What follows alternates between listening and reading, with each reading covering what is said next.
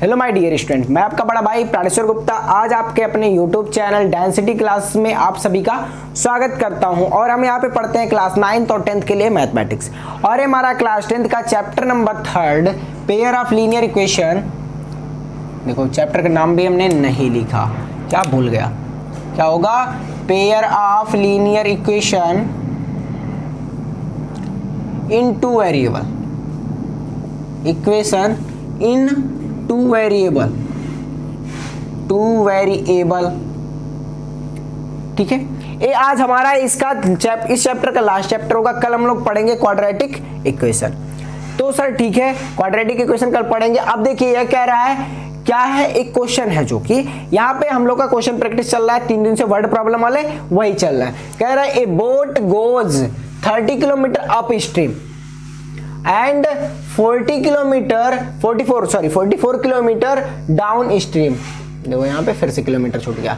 इन 10 our 10 घंटे में क्या कह रहा है, 30 किलोमीटर अप स्ट्रीम में चल रहा है एंड 44 किलोमीटर डाउन स्ट्रीम में चल रहा है 10 घंटे के अंदर।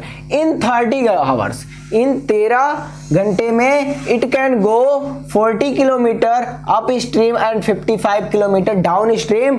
Find the speed of stream and that of boat, ठीक है। दोनों का स्पीड है, दोनों का एक साथ दिया गया है।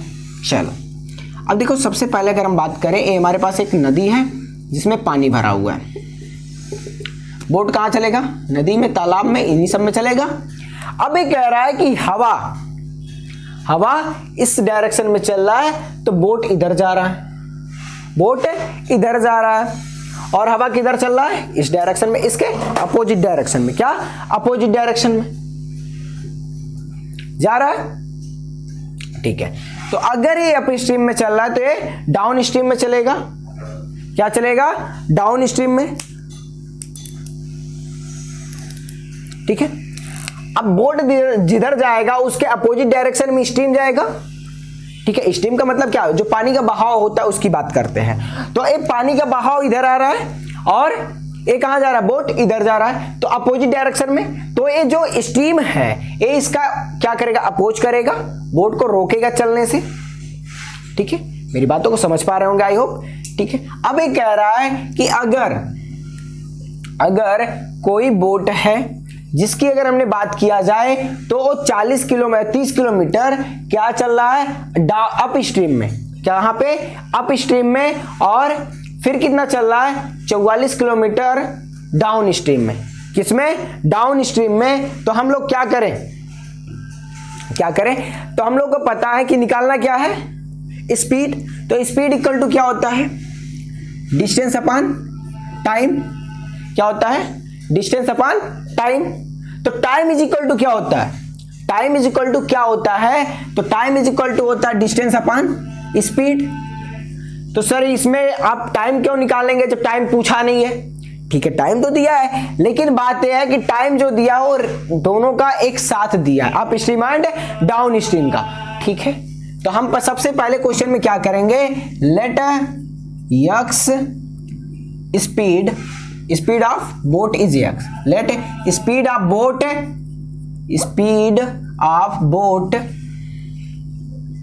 Is x kilometre per hour and speed of stream is y kilometre per hour. ये कह रहा है कि कोई बोट है जो x किलोमीटर की स्पीड से चल रहा है और y किलोमीटर स्पीड से स्ट्रीम चल रही है, ठीक है। अब ये पहले कह रहा है कि सबसे पहले अगर हम बात करें, टाइम इज इक्वल टू क्या है? डिस्टेंस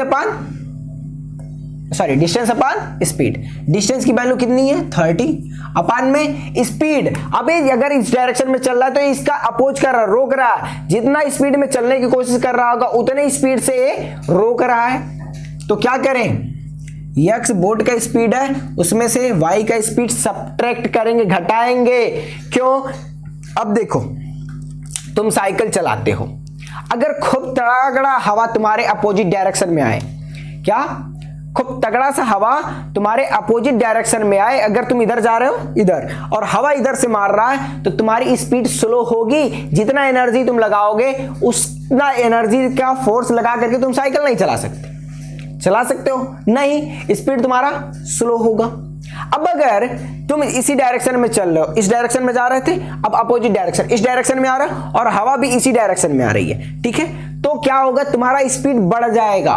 क्या बढ़ जाएगा? अगर थोड़ी सी ही स्पीड देने पे तुम्हारे साइकिल का स्पीड और तगड़ा बढ़ जाएगा। क्या? और तगड़ा बढ़ जाएगा।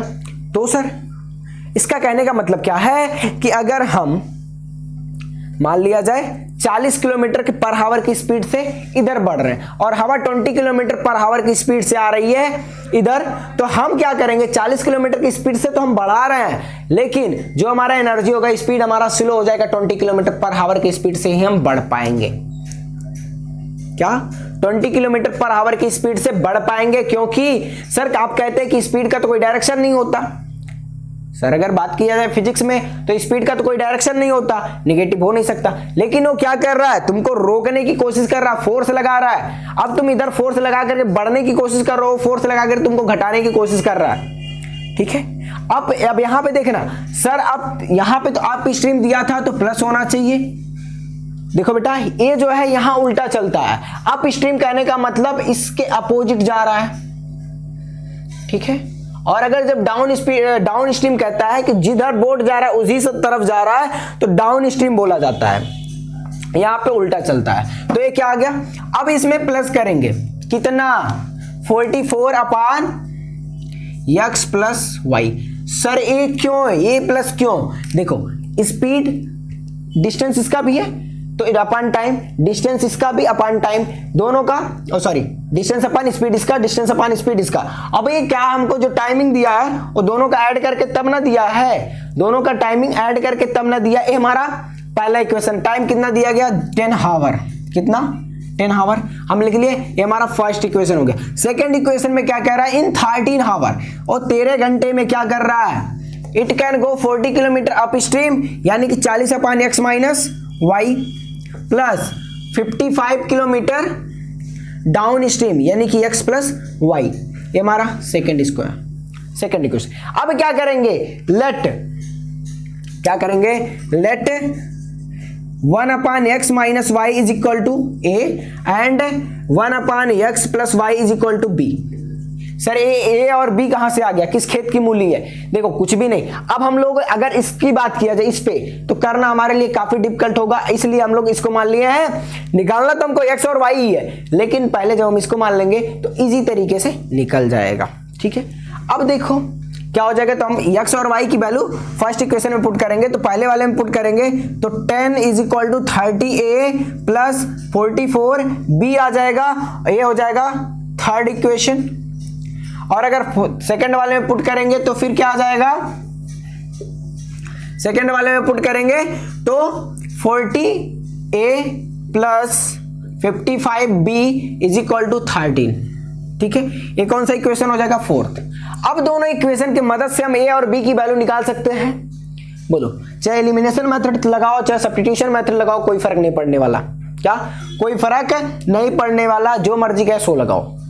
कौन सा लगाया जाए बताओ, कुछ कॉमन दिखाई दे रहा है, कोई मतलब भी नहीं होगा कॉमन लेने से, ठीक है। चलिए सर आपने बोला, हमने मान गया। अब यहां पे क्या करें, एलिमिनेशन मेथड किया जाए कि सब्स्टिट्यूशन में क्या करते थे, एक दूसरे को सब्स्टिट्यूट करते हैं, यानी कि a का वैल्यू निकाल करके इसमें पुट करते थे, तो सब्स्टिट्यूशन होता था। एलिमिनेशन में क्या करते हैं कि एक दूसरे को सब्ट्रैक्ट करके एलिमिनेट करते हैं, क्या करते हैं, एलिमिनेट करते हैं, ठीक है। तो यहां पे क्या करें, अगर 30 है और 55 है तो नहीं कर सकते, यहां पे क्या करें, यहां से a की वैल्यू निकाला जाए इक्वेशन थर्ड से, a की, तो ये हो जाएगा 10 माइनस 44 b अपान में 30 इज इक्वल टू a। अब इसमें पुट कर दो 40 इंटू में 10 माइनस 44 b अपान 30, एक जीरो से एक जीरो उड़ा दो, plus 55 b is equal to 13। अब इसको सॉल्व करोगे अगर तो यहाँ पे नीचे 3 का एलसीएम लेकर के इधर मल्टीप्लाइड करना पड़ेगा। 40 माइनस 4 4 जा 16, 4 4 जा 16, 176 आ जाएगा। b इज इक्वल टू यहाँ पे प्लस कितना हो जाएगा, 3 5 जा 15, 3 5 जा 15 और 116 इज इक्वल टू 13 39 आएगा। अब देखो यहाँ पे b आएगा, इन दोनों को ऐड, प्लस में और ए माइनस में और ए क्या है, प्लस में इधर जाएगा माइनस में, तो इसको पकड़ करके इधर लेते आते, इन दोनों को सेपरेट करके पहले उधर भेज देते। ये 40 हो जाएगा, माइनस करेंगे तो 1 और 1 b 11 b और ये हो जाएगा 39। 39 को पकड़ करके इधर लाओ तो ये माइनस में हो जाएगा 40 minus 39 is equal to 11b। कितना, 11b। अब इसको सेपरेट करोगे तो क्या मिलेगा, 1 इज इक्वल टू, इसको 11 इज इक्वल टू b की वैल्यू कितनी आई, 1/11। किसकी वैल्यू है, b की। ठीक है, अब b की वैल्यू जो आई है हम इसमें पुट कर दें या इसमें पुट कर दें, इसमें। ठीक है, इसमें पुट करते। चलो देखो, ये लास्ट में लिखना होगा b की वैल्यू के लिए 10 माइनस, अगर हम बात करें तो 4 हो जाएगा अपन 30। सर ये कैसे 4 हो जाएगा, 1/11 रखे b की वैल्यू तो 11 4 जा 44, 4 आएगा इज इक्वल टू a था। अब इन दोनों को सब्ट्रैक्ट करेंगे तो बचेगा क्या, 6/30। a is equal to 1/5 is equal to a की वैल्यू कितनी आई, 1/5। यानी कि अभी हमको x और y की वैल्यू नहीं निकला, हम ये x और y को क्या माने थे, जो माने थे a और b को, उसके साथ पुट कर दे। ठीक है सर, यहां पे आ जाओ, यहां पे बस एक लाइन क्या है, b इज इक्वल टू हमने माना था 1/x minus y is equal to 1/11। अब अगर रेसिप्रोकल करें तो ये हो जाएगा 1/b, ये हो जाएगा x minus y is equal to 11। और अगर इसकी बात किया जाए a को, oh sorry a x plus b की था। ठीक है, अब अगर बात किया जाए x माइनस y आएगा इज इक्वल टू 1/6, इसकी वैल्यू आ जाएगी x minus y is equal to 6। Sir ये कैसे, रेसिप्रोकल कैसे हो गया, उल्टा कैसे हो गया, ये हो जाएगा 1/a का वैल्यू जो आएगा उसकी बात करेंगे। ठीक है, देखो यहां से इसकी वैल्यू a का, हम क्या करें, क्रॉस मल्टीप्लाई कर दें, x माइनस वाई आ जाएगा, इधर आएगा 6। ये इसमें जब क्रॉस मल्टीप्लाई करेंगे तो ये मिल जाएगा x प्लस वाई और इसका इधर 11। ठीक है, अब क्या करना, कुछ नहीं, कुछ नहीं, निकल गया तुम्हारा पूरा का पूरा सोल्यूशन हो चुका है। सर पूरा का पूरा सोल्यूशन हो चुका है। एक बार ऐड कर दो, एक बार सब्ट्रैक्ट कर दो, x plus y is equal to 11 and x minus y is equal to 11 6। Add करो, a खत्म हो जाएगा, 2 हो जाएगा 2x, और इसको करोगे तो कितना हो जाएगा 17।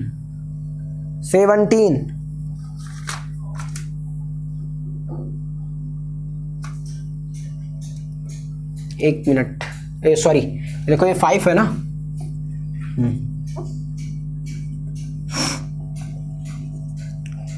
ये 16 आएगा।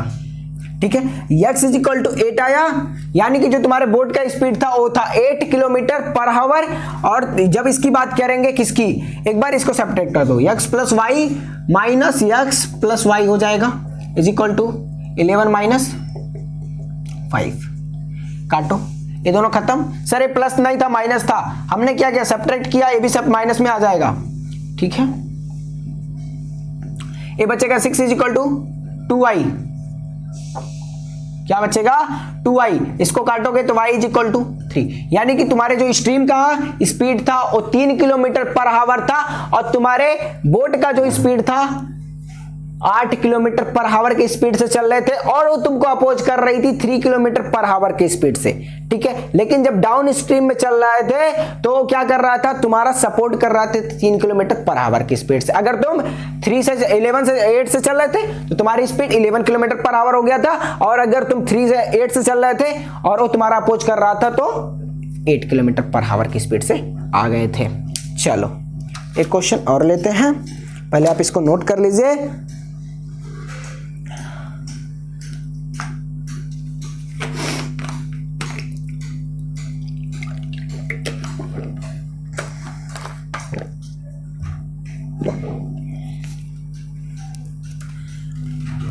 आई होप आप इसको नोट कर लिए होंगे।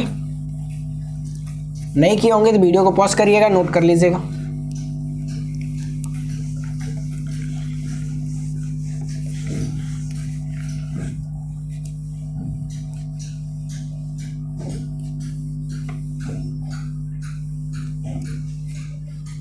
ठीक है, देखो बहुत बेस्ट क्वेश्चन है। देखिए स्ट्रीम वाला क्वेश्चन तो आते ही आते हैं। 4 चेयर एंड 3 टेबल कॉस्ट 2100, कितना 2100। 4 chair and 3 table cost 2100 rupees, 2100 रुपये में, बड़ी सस्ता है यार। And 5 chair and 5 chair and 5 chairs and 2 tables है, कितना है 2 tables cost 1750 rupees, 1750 rupees. Find the cost of chair and table separately. Find the cost of table and chair, cost of chair and table, chair and table separately.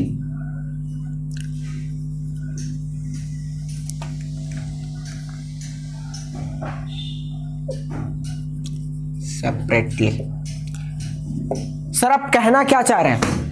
देखो कहना कुछ नहीं चाह रहे हैं। ये क्या है, ये भी बहुत अच्छा क्वेश्चन है, बहुत बढ़िया क्वेश्चन है, बहुत ही मजेदार वाला क्वेश्चन है। कह रहा है कि तुम्हारे पास, तुम गए दुकान पे, मार्केट, तुम गए मार्केट, वहां पे गए चेयर और टेबल खरीदने। तुमने क्या किया, 4 टेबल खरीदा और 3 टेबल खरीदा, तो दुकानदार ने क्या कहा कि तुम्हारे 2100 रुपये हो गए, और उसने ये नहीं बताया कि एक चेयर कितने का और एक टेबल कितने का। ये चीजें उसने नहीं बताया। बताया क्या कि दोनों का मिला करके तुम्हारा प्राइस हुआ 2100 रुपये। कितना हुआ, 2100 रुपये। और अगर तुमने 5 चेयर पूछा और 2 टेबल पूछा तो उसने बता दिया 1750 रुपीज आएगा, और उसने ये नहीं बताया कि एक टेबल और एक चेयर का रेट कितना है। ठीक है, अब तुमसे पूछा जा रहा है कि find the cost of chair and table separately, दोनों का अलग अलग प्राइस बताओ। ठीक है, तो अब तुम सोचोगे कि यार कहीं ये मुझे ठग तो नहीं रहा है, ज्यादा नहीं ले रहा है, ज्यादा तो नहीं पैसा मांग रहा है, एक टेबल का रेट कितना है, एक चेयर का रेट कितना है, ये चीजें हमको नहीं पता। तो वहां पे हम लोग क्या करें, इमीडिएटली निकाले कैसे, कैलकुलेट कैसे करें, इसके लिए हम लोग को ये चीजें आनी चाहिए। ठीक है, तो अगर हम मान लें let the price of table, late price of chair and table, chair and table x and y, x and y rupee, x and y rupees. ठीक है, रिस्पेक्टिवली, एक वर्ड लिखना मत भूलना, जब इस टाइप का लिख देना रिस्पेक्टिवली। ठीक है, क्या है, रिस्पेक्टिवली, यानी कि x रुपए में चेयर दे रहा है और y रुपए में टेबल दे रहा है। तो अगर हम बात करें 4 टेबल है तो 4x हो जाएगा, अगर एक टेबल का प्राइस x रुपीज है तो 4 का 4x हो जाएगा। ठीक है, उसके साथ हम क्या करें, 3 टेबल्स है तो 3y हो जाएगा, इज इक्वल टू कितने रुपीज है, 2100। ठीक है, एक क्वेश्चन फर्स्ट हो गया। दूसरे इक्वेशन के लिए क्या कह रहा है, 5 चेयर एंड 2 टेबल्स, तो 5x plus 2y is equal to 1750 rupees, 1750 rupees. ये हमारा इक्वेशन नंबर सेकंड हो जाएगा। अब इसमें एलिमिनेशन मेथड किया जाए, यानी कि ऊपर वाले में 2 से मल्टीप्लाई, नीचे वाले में 3 से मल्टीप्लाई कर दिया जाए, आ जाएगा 4 2 जा 8x plus 6y is equal to 21 दूना 4200। ठीक है, इसमें करेंगे तो 15x हो जाएगा plus 6y is equal to 0, 3 5 जा 15, 3 7 जा 21 और 2 21 और 1 22 और 3 1 जा 3 और 2 5। ठीक है, अब क्या करेंगे, हम इसको सब्ट्रैक्ट करेंगे। सर सब्ट्रैक्ट क्यों करेंगे भाई, अब हमने इस मेथड से क्यों किया कि हमारा ये इजीली खत्म हो जाए। सब्ट्रैक्ट करें, ये भी माइनस ये भी माइनस, इसको अगर सब्ट्रैक्ट करें 7x आएगा माइनस के साथ, और इसको करेंगे तो ये खत्म हो जाएगा, इसको करेंगे तो माइनस के साथ आएगा 0 और ये आ जाएगा 5, ठीक है। और इसमें से घटाएंगे तो कितना बचेगा, इसमें से घटा देते हैं, जो आएगा वही आएगा 0 और 5 2 5 0 4 2 5 4 2 0 0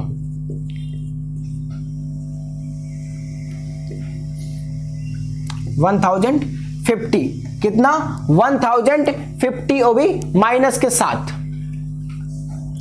ठीक है सर, आपने कहा, हमने मान लिया। अब अगर बात किया जाए 1050 रुपीज माइनस के साथ आया है तो इधर का माइनस खत्म। 7x इज इक्वल टू कितना आ गया 1050 कितना आया 1050। अब 1050 की अगर बात किया जाए तो ये क्या हो जाएगा, काटेगा 7 1 जा 7 और 7 5 जा 35 और 1। 150 रुपये में चेयर मिल रहा है, बड़ी सस्ता है भाई, 150 रुपये में चेयर मिल रहा है, बड़ी सस्ता दे रहा है। अब देखो एक चेयर का दाम हमको मिल गया, अब दूसरा बात क्या करना है, इसकी वैल्यू किसी एक इक्वेशन में पुट कर दो, किसी एक में पुट कर दो, तो 4 into 150 plus 3y is equal to 2100, ठीक है। अब 15 4 जा 660 आएगा, एक जीरो बढ़ गया, plus 3y is equal to 2100। अब क्या करें, इसको उधर भेज दिया जाए, 3y इज इक्वल टू 2100, ये जाएगा काटेगा, अरे भाई ये सब्ट्रैक्ट हो गया, 1500 बचेगा, काटेगा कितना बचेगा 3 5 जा 15 500 रुपये। बड़ी सस्ता टेबल और चेयर मिल रहा है। टेबल थोड़ा महंगा है, मतलब रेट से है, लेकिन चेयर कहाँ बहुत सस्ता है यार। कहाँ मिल रहा है, चलो बताओ यार, चेयर लेना है, मिल कहाँ रहा है ये चीज़ें, हमको पता नहीं है। 21 गली में मिल रहा है जो हमको पता नहीं, 150 रुपये में चेयर, ठीक है। चलो इसको नोट करो,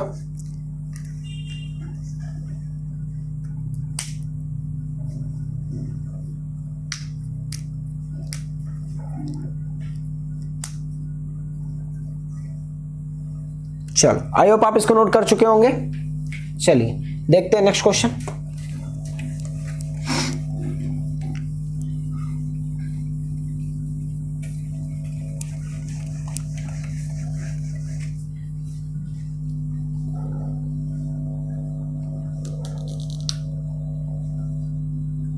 कह रहा है कि ए मैन हैज ओनली 20 पैसे क्वाइन एंड 25 पैसे क्वाइन इन हर पर्स, ठीक है, in his purse. If he has 50 coins in all totalling ₹11 ₹25 पैसे, तो how many coins of each kinds does we have. क्या कह रहा है कि एक आदमी है, ए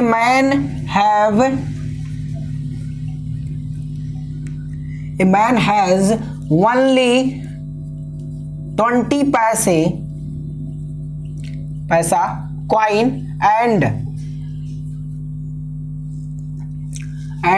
25 पैसा कॉइन। गले में प्रॉब्लम है थोड़ा सा, आवाज को मैनेज करिएगा। इन his purse,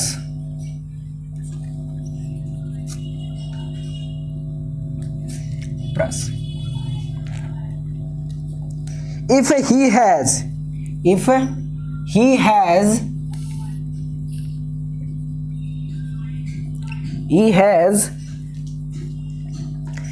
has 50 coins, total 50 coins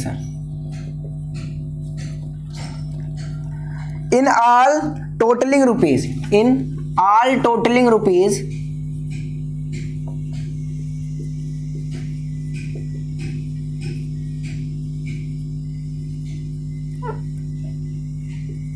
rupees is 11 ₹25 पैसे,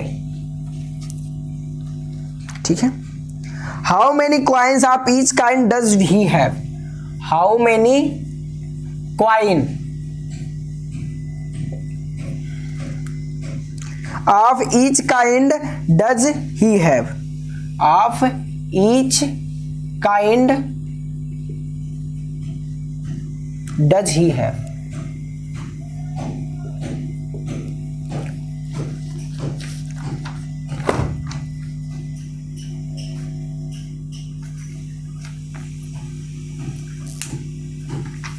देखो देखो,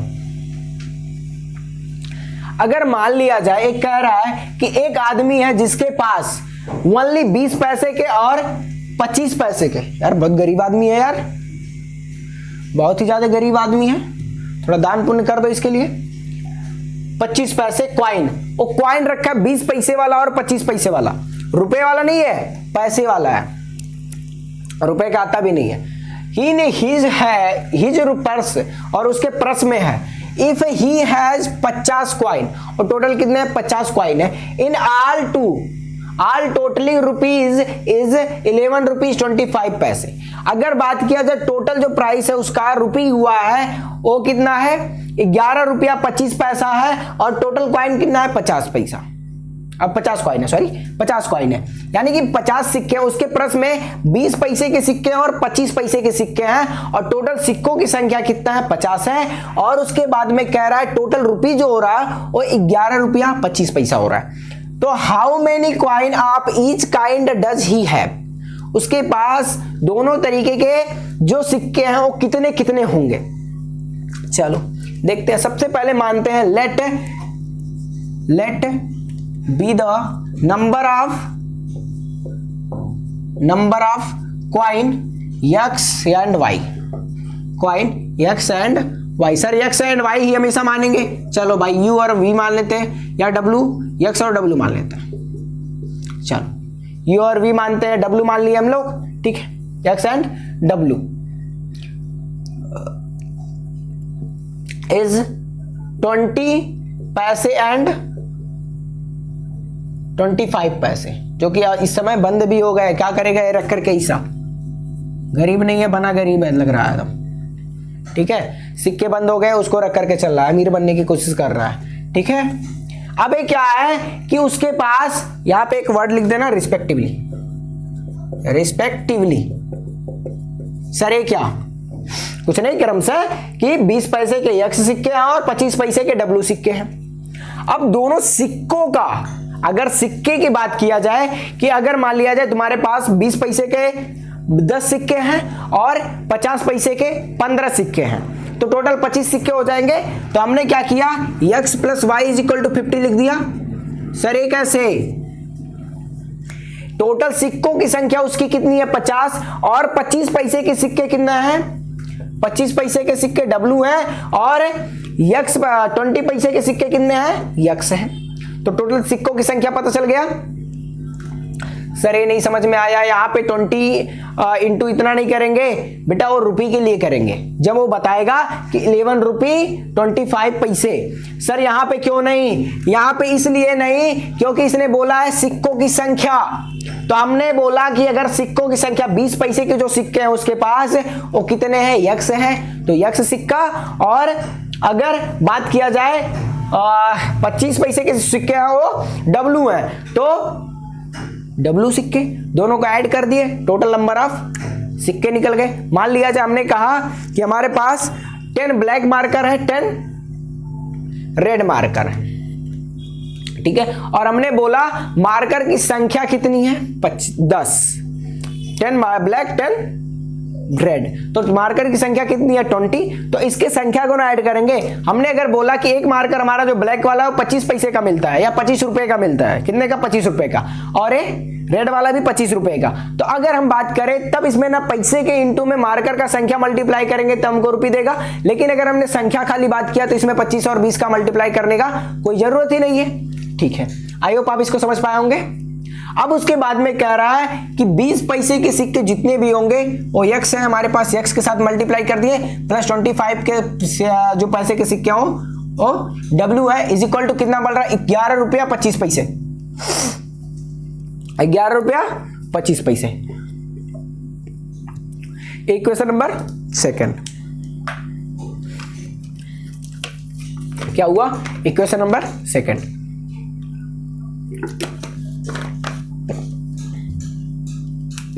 चलो ये हो गया। हमको x और w की वैल्यू चाहिए। यहां से क्या करें? x की वैल्यू निकाल लें। 50 minus w, 20 into 50 minus w plus 25w is equal to w। ठीक है, इसका मल्टीप्लाइड 1000, ठीक है, minus 20w plus 25w is equal to ₹11.25 आएगा। बिल्कुल, यहां से क्या, ये दोनों सेपरेट होंगे तो 1000 माइनस प्लस आ जाएगा plus 5w is equal to ₹11.25। इसको पकड़ करके इधर लेकर के आओ तो 1000 प्लस से माइनस हो जाएगा ₹11.25 इज इक्वल टू 5w आएगा। अब क्या करें? अब क्या करें सर? अब क्या करें? अब तो समझ में नहीं आ रहा। समझ में आएगा ना? आएगा, बिल्कुल। अब देखो, अब इसको अगर सब्ट्रैक्ट करना चाहें, ठीक है, इस सब के सब अभी हमारे कैसे हैं? पैसे में हैं। सब के सब पैसे में हैं। तो अगर ये हमारा किस में दिया हुआ? रुपये में। तो इसको अगर हम पैसे में करना चाहें तो कितना हो जाएगा? 1125। ये भी कितना हो जाएगा? 1125। सर ये कैसे? ये भी माइनस में इधर लेकर के आएंगे, ये भी माइनस में आ जाएगा। या फिर छोड़ दो इसको। सर इसको 11.25 था, ये तो रुपये में था, बाकी सब हमारे पैसे में हैं। क्या है? पैसे में है। तो अब इसको 5w लिखो और 1000 को इधर भेजो तो 1120 माइनस 1000, ठीक है, कितना आया? 1000। अब यहां से अगर सब्ट्रैक्ट करोगे तो 5w बराबर 125, तो w बराबर 25। काट दो, 5 2 जा 10, 5 5 जा 25 आ जाएगा। बिल्कुल। अब यहां से w की वैल्यू निकल गई तो x की वैल्यू निकालने के लिए हमको क्या करना पड़ेगा? कहां गया? ये वाला गायब हो जा रहा है यार धीरे धीरे, ठीक है। x is equal to 50 minus 25 मिलेगा क्या? x इज इक्वल टू 25, यानी कि 25 सिक्के उसके पास 20 पैसे के थे और 25 सिक्के 25 पैसे के थे। यार थे भी तो बहुत कम ही थे, ज्यादा नहीं थे। और वो करेगा क्या रख करके? क्या करेगा 20 पैसे का सिक्का और 25 पैसे का सिक्का रख करके? मार्केट में तो चल भी नहीं रहे हैं। ठीक है, चलो कोई बात नहीं। चलो चलिए आज का क्लास हम लोग का यहीं पे खत्म करते हैं। मिलते हैं नेक्स्ट वीडियो में, तब तक के लिए बाय, टेक केयर, पढ़ाई करते रहे, ऑल द बेस्ट।